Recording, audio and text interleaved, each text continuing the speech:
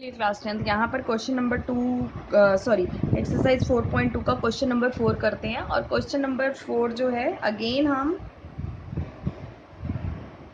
करे हुए क्वेश्चन की तरह करेंगे जो हमने पहले एक क्वेश्चन कर रखा है। जैसे क्वेश्चन देखो, फाइंड टू कॉन्जिक्यूटिव नंबर। मैंने पीछे एक्सरसाइज 4.1 में आपको समझाया था कॉन्जिक्यूटिव नंबर्स क्या होते हैं। मेरे कॉन्जिक्यूटिव नंबर होते हैं काउंटिंग। अगर मैं एक फाइव मान रही हूँ तो दूसरा मेरा क्या हो जाएगा, 5+1 हो जाएगा। तीसरा क्या हो जाएगा, 5+2, मतलब काउंटिंग हो जाती है।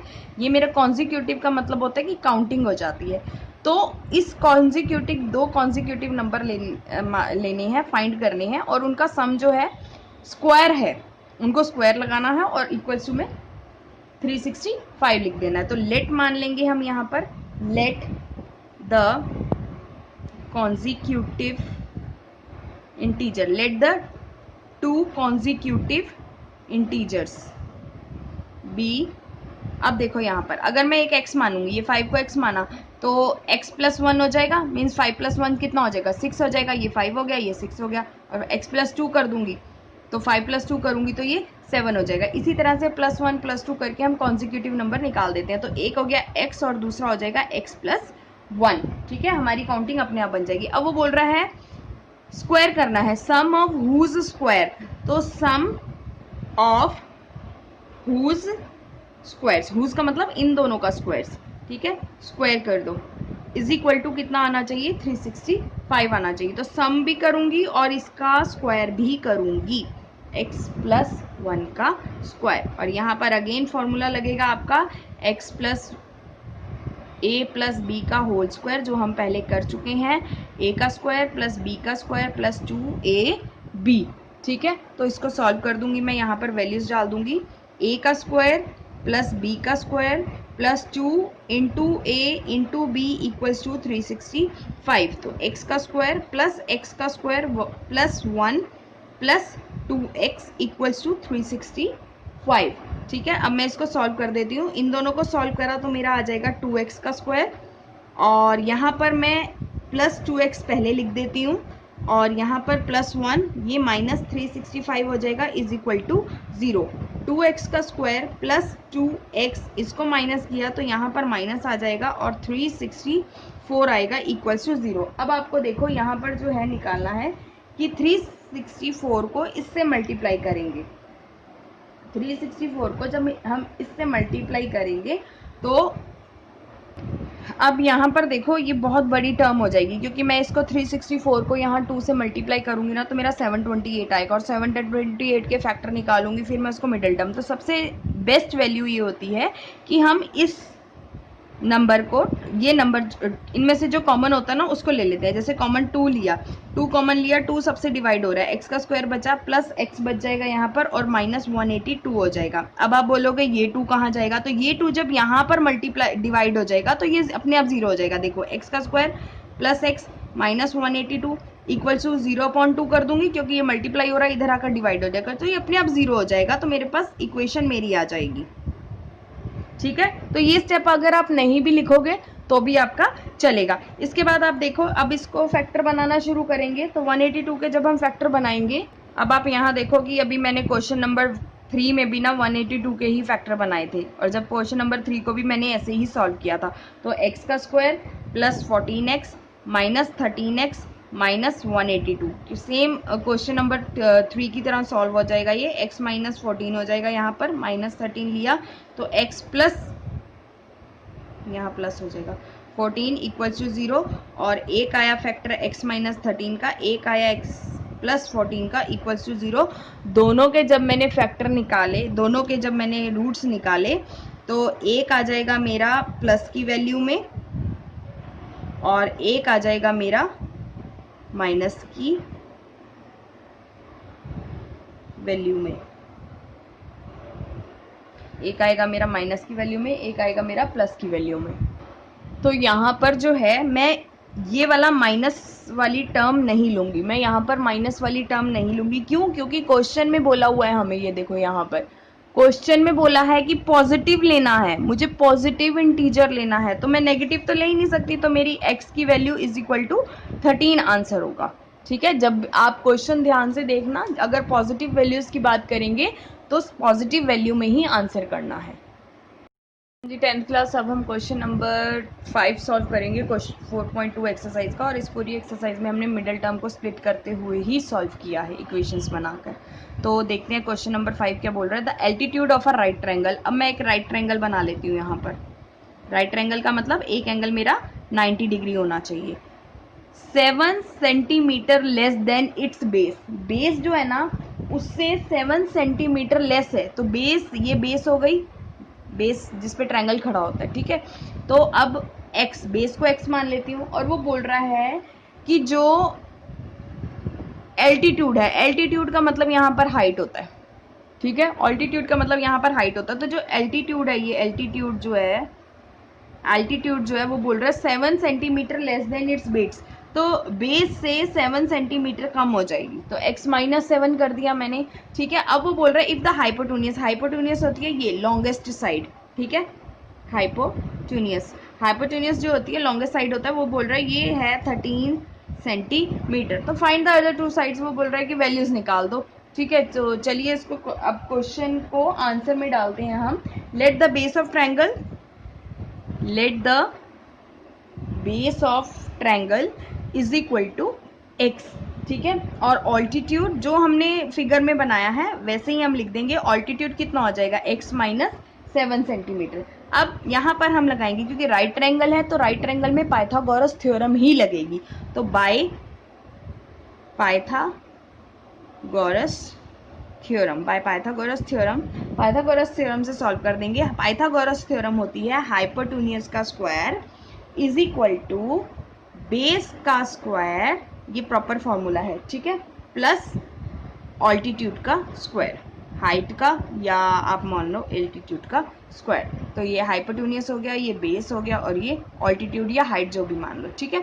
अब आप ये देखो, अब इसमें हम वैल्यूज डाल देते हैं। 13 का स्क्वायर इक्वल्स टू बेस का x का स्क्वायर और प्लस x माइनस वाई का स्क्वायर, मतलब x माइनस 7 का स्क्वायर। अब इसको सॉल्व करते हैं तो ये 169 आ जाएगा, ये x का स्क्वायर आ जाएगा, और यहाँ पर a माइनस बी का होल स्क्वायर लगा देंगे, जो इक्वल होता है a का स्क्वायर प्लस b का स्क्वायर माइनस 2ab। तो हम फॉर्मूला लगाते हैं a का स्क्वायर प्लस b का square minus 2 into a into B. 169 equals to x का स्क्वायर प्लस x का स्क्वायर प्लस 49 और माइनस कितना हो जाएगा 14x।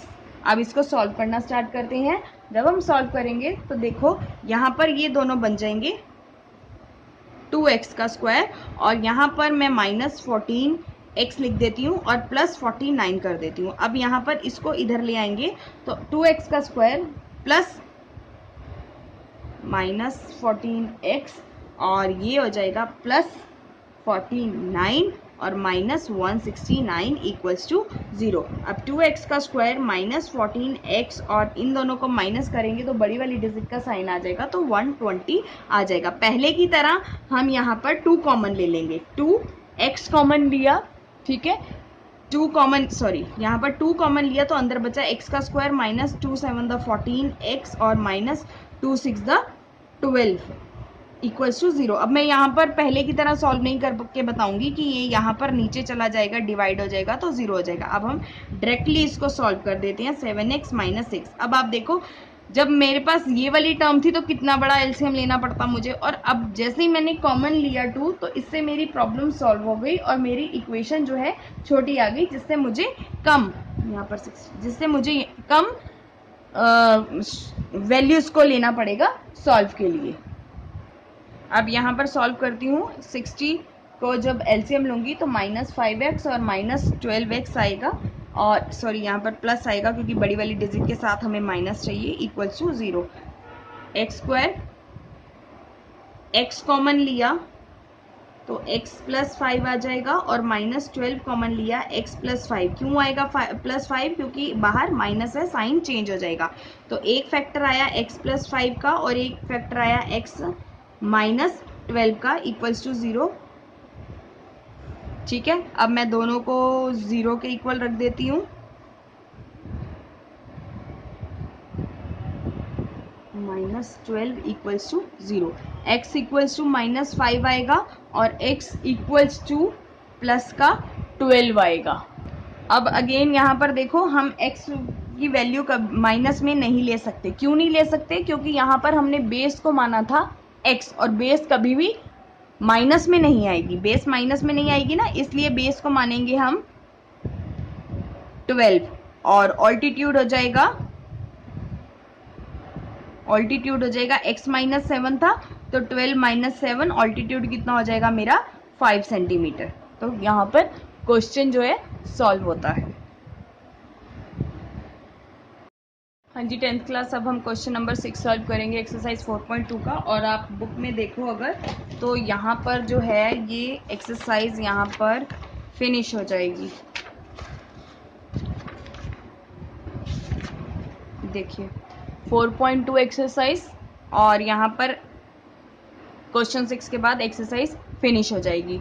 तो इस चैप्टर में जो है 4 ही एक्सरसाइज है, ठीक है। तो 6 क्वेश्चन जो है कुछ कुछ जो है ये क्वेश्चन 2 के सेकंड पार्ट की तरह है, कॉटेज इंडस्ट्री वाला ही है।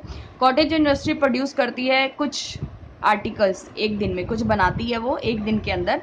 और ये ऑब्जर्व किया गया है कि उस दिन जब उसने बनाया ना, तो हर आर्टिकल जो था 3 मोर देन, मतलब 3 ज़्यादा था, मोर देन का मतलब प्लस हो जाएगा, 3 मोर देन था, ट्वाइस द नंबर, 2x मतलब ट्वाइस द नंबर, किसी चीज़ को ट्वाइस होगा तो मल्टीप्लाई 2 हो जाएगा, of articles produce on that day. अगर कॉस्ट जो थी प्रोडक्शन की 90 रुपीज़ थी, तो हमें बताना है कि कितने आर्टिकल प्रोड्यूस हुए और हर आर्टिकल की कॉस्ट क्या है।